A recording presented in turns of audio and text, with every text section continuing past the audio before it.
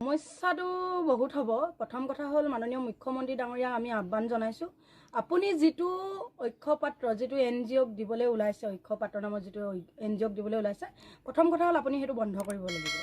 আপুনি সেইটো বাতিল কৰক।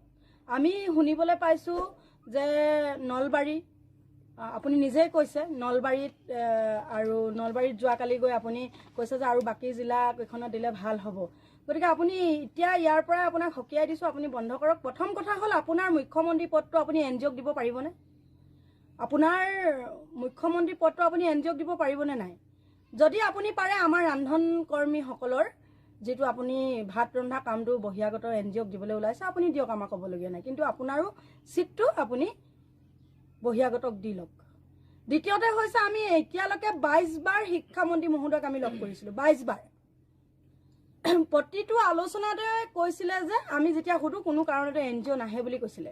আৰু মুখ্যমন্ত্ৰী মহোদয় হয়তো পাহৰি গৈছে, যেতিয়া আপোনাৰ 4 বছৰৰ আগত 5 বছৰৰ আগত তেখেতে যেতিয়া শিক্ষামন্ত্ৰী পদটো পাইছিলে, যেতিয়া সিদ্ধাৰ্থ আছিলে তেখেতৰ ঘৰ আমি ঘেৰা কৰিছিলোঁ, আপুনি হয়তো তেতিয়া আমাক কি কৈছিলে, কোনো কাৰণতে NGOক দিয়া নহ'ব বুলি আপুনি আমাক কৈছিলে।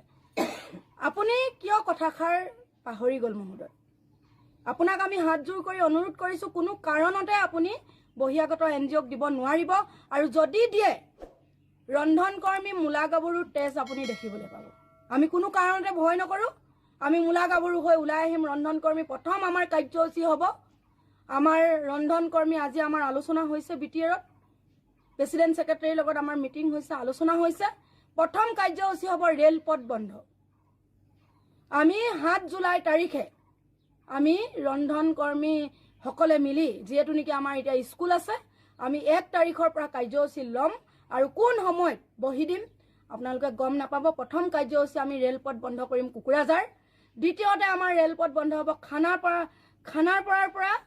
দ্বিতীয় কাৰ্যসূচী হ'ব আমাৰ খানাপাৰাৰ পৰা জনতা ভৱনলৈ 50,000 ৰন্ধন কৰ্মী আমি ওলাই আহিম। আমি এতিয়া ভয় নকৰোঁ, পুলিচৰ ৰঙা চকু আমি ভয় নকৰোঁ, আপোনাকো আমি ভয় নকৰোঁ। আপোনাক আমি ভাল পাইছিলোঁ, আমি আপোনাক সন্মান কৰিছিলোঁ, আমি মিঠাই খাই আপোনাক ধন্যবাদ জনাইছিলোঁ। আপুনি যিয়ে নেকি প্ৰথমবাৰৰ কাৰণে মুখ্যমন্ত্ৰী ডাঙৰীয়া আমি প্ৰথমবাৰৰ কাৰণে পাইছোঁ ৰন্ধন কৰ্মীসকলৰ হৈ বাজেটত উত্থাপন কৰিছিলে। আমি ভাল পাইছিলোঁ, আমি মিঠাই খাই ধন্যবাদ দিছিলোঁ, নাচি বাগি ধন্যবাদ দিছিলোঁ। আপুনি আজি সেই দুখখিনি আমাক কিয় দিলে? আমি কোনো কাৰণতে মানি নলওঁ, কোনো কাৰণতে NGO বহা নহ'ব। আৰু বহিৰাগত NGOক ইয়াৰ পৰা সকীয়াই দিছোঁ। যিকোনো জিলাত যদি তেখেতলোকে যদি যিকোনো জিলাত যদি ঘৰ বনায়, NGO ঘৰ বনায়, আপোনালোকৰ ঘৰ আমি ভাঙি দিম। আমি ৰন্ধন কৰ্মী 1 লাখ ৰন্ধন কৰ্মী আপোনালোকৰ ঘৰ ভাঙি দিম। ইয়াৰ পৰা আমি সকীয়াই দিছোঁ। তেওঁলোকে কৈছে, মুখ্যমন্ত্ৰী ডাঙৰীয়াই যোৱাকালি যিটো পৰহি 6 আৰু 7 তাৰিখে যিটো লাইভত আমি দেখিবলৈ পালোঁ, যোৱাকালি আমি নলবাৰীতো দেখিবলৈ পালোঁ। নলবাৰী, যোৰহাট, আপোনাৰ মাজুলী হ'ব বুলি কৈছে, লখিমপুৰত হ'ব বুলি কৈছে, ডিব্ৰুগড়ত হ'ব বুলি কৈছে, তেজপুৰত হ'ব বুলি কৈছে, গহপুৰতো আৰম্ভ হ'ব বুলি কৈছে। তাৰপিছত গোটেই কেইখন জিলাতে হ'ব। আমি ৰন্ধন কৰ্মীসকলে কোনো কাৰণতে মানি নলওঁ। আমাৰ ল'ৰা ছোৱালী কণ এয়া আজি 2005 চনৰ পৰা এই ৰন্ধন কৰ্মী শিৱসাগৰ জিলাত ভাত বনাই আছে। ল'ৰা ছোৱালীক বহুত সুন্দৰ কৰি ভাত পানী দিছে, ধুনীয়াকৈ খাইছে। গতিকে আইসকলৰ মুখৰ পৰা, আইসকলৰ পেটৰ পৰা আপুনি কিয় কাহিনী NGOক দিব লৈছে? আপুনি আমাৰ লগত কিয় মুখ্যমন্ত্ৰী ডাঙৰীয়া এবাৰ আলোচনা কিয় নকৰিলে? আপোনাৰ চিটটো, আপোনাৰ মুখ্যমন্ত্ৰী পদটো বেলেগক দিব পাৰিবনে? বহিৰাগত NGOক দিব পাৰিবনে? গতিকে আপোনাক আমি হাতজোৰ কৰি কৈছোঁ, কোনো কাৰণতে আপুনি এই কামটো নকৰিব। আপুনি অতি সোনকালে বাতিল কৰক, নহ'লে ইয়াতকৈ জংগী আন্দোলন হ'ব। আগৰ যিবিলাক আন্দোলন আপোনালোকে দেখিছিলে, ইয়াতকৈ ভয়ানক আন্দোলন হ'ব। 1000ৰো অধিক ৰন্ধন কৰ্মীক কাপোৰ খুলি প্ৰতিবাদ কৰিব এইবাৰ। সেইটো আলোচনা আজি হৈছে আৰু তাৰ জগৰীয়া কিন্তু আপুনি হ'ব। সমস্যাটো বহুত হ'ব। প্ৰথম কথা হ'ল মাননীয় মুখ্যমন্ত্ৰী ডাঙৰীয়াক আমি আহ্বান জনাইছোঁ, আপুনি যিটো ঐক্যপাত্ৰ যিটো NGOক দিবলৈ ওলাইছে, ঐক্যপাত্ৰ নামৰ যিটো NGOক দিবলৈ ওলাইছে, প্ৰথম কথা হ'ল আপুনি সেইটো বন্ধ কৰিব লাগিব। আপুনি সেইটো বাতিল কৰক। আমি শুনিবলৈ পাইছোঁ যে নলবাৰী, আপুনি নিজেই কৈছে নলবাৰীত আৰু নলবাৰীত যোৱাকালি গৈ আপুনি কৈছে যে আৰু বাকী জিলা কেইখনত দিলে ভাল হ'ব। গতিকে আপুনি এতিয়া ইয়াৰ পৰা আপোনাক সকীয়াই দিছোঁ, আপুনি বন্ধ কৰক। প্ৰথম কথা হ'ল আপোনাৰ মুখ্যমন্ত্ৰী পদটো আপুনি NGOক দিব পাৰিবনে? আপোনাৰ মুখ্যমন্ত্ৰী পদটো আপুনি NGOক দিব পাৰিবনে নাই? যদি আপুনি পাৰে আমাৰ ৰান্ধন কৰ্মীসকলৰ যেটো আপুনি ভাত ৰন্ধা কামটো বহিৰাগত এনজিঅ'ক দিবলৈ ওলাইছে আপুনি দিয়ক, আমাক ক'বলগীয়া নাই, কিন্তু আপোনাৰো চিটটো আপুনি বহিৰাগতক দি লওক। দ্বিতীয়তে হৈছে আমি এতিয়ালৈকে 22 বাৰ শিক্ষামন্ত্ৰী মহোদয়ক আমি লগ কৰিছিলোঁ, 22 বাৰ। প্ৰতিটো আলোচনাতে কৈছিলে যে আমি যেতিয়া সুধো কোনো কাৰণতে এনজিঅ' নাহে বুলি কৈছিলে। আৰু মুখ্যমন্ত্ৰী মহোদয় হয়তো পাহৰি গৈছে, যেতিয়া আপোনাৰ 4 বছৰৰ আগত 5 বছৰৰ আগত তেখেতে যেতিয়া শিক্ষামন্ত্ৰী পদটো পাইছিলে, যেতিয়া সিদ্ধাৰ্থ আছিলে তেখেতৰ ঘৰ আমি ঘেৰা কৰিছিলোঁ, আপুনি হয়তো তেতিয়া আমাক কি কৈছিলে, কোনো কাৰণতে এনজিঅ'ক দিয়া নহ'ব বুলি আপুনি আমাক কৈছিলে। আপুনি কিয় কথাষাৰ পাহৰি গ'ল মহোদয়? আপোনাক আমি হাতজোৰ কৰি অনুৰোধ কৰিছোঁ, কোনো কাৰণতে আপুনি বহিৰাগত এনজিঅ'ক দিব নোৱাৰিব। আৰু যদি দিয়ে, ৰন্ধন কৰ্মী মূলা গাভৰুৰ তেজ আপুনি দেখিবলৈ পাব। আমি কোনো কাৰণতে ভয় নকৰোঁ, আমি মূলা গাভৰু হৈ ওলাই আহিম। ৰন্ধন কৰ্মী প্ৰথম আমাৰ কাৰ্যসূচী হ'ব, আমাৰ ৰন্ধন কৰ্মী আজি আমাৰ আলোচনা হৈছে BTRত, প্ৰেচিডেণ্ট ছেক্ৰেটাৰীৰ লগত আমাৰ মিটিং হৈছে, আলোচনা হৈছে। প্ৰথম কাৰ্যসূচী হ'ব ৰেলপথ বন্ধ।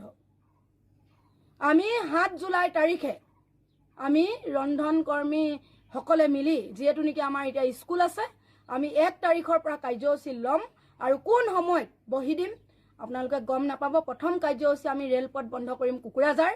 দ্বিতীয়তে আমাৰ ৰেলপথ বন্ধ হ'ব খানাপাৰাৰ পৰা। দ্বিতীয় কাৰ্যসূচী হ'ব আমাৰ খানাপাৰাৰ পৰা জনতা ভৱনলৈ 50,000 ৰন্ধন কৰ্মী আমি ওলাই আহিম। আমি এতিয়া ভয় নকৰোঁ, পুলিচৰ ৰঙা চকু আমি ভয় নকৰোঁ, আপোনাকো আমি ভয় নকৰোঁ। আপোনাক আমি ভাল পাইছিলোঁ, আমি আপোনাক সন্মান কৰিছিলোঁ, আমি মিঠাই খাই আপোনাক ধন্যবাদ জনাইছিলোঁ। আপুনি যিয়ে নেকি প্ৰথমবাৰৰ কাৰণে মুখ্যমন্ত্ৰী ডাঙৰীয়া আমি প্ৰথমবাৰৰ কাৰণে পাইছোঁ ৰন্ধন কৰ্মীসকলৰ হৈ বাজেটত উত্থাপন কৰিছিলে। আমি ভাল পাইছিলোঁ, আমি মিঠাই খাই ধন্যবাদ দিছিলোঁ, নাচি বাগি ধন্যবাদ দিছিলোঁ। আপুনি আজি সেই দুখখিনি আমাক কিয় দিলে?